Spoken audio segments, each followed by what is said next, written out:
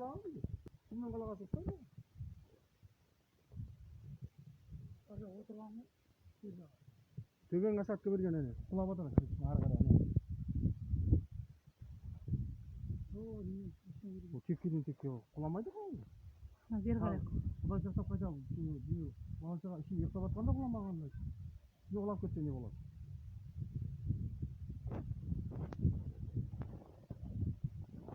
Ішіне кірген, мынау шеттен кірген.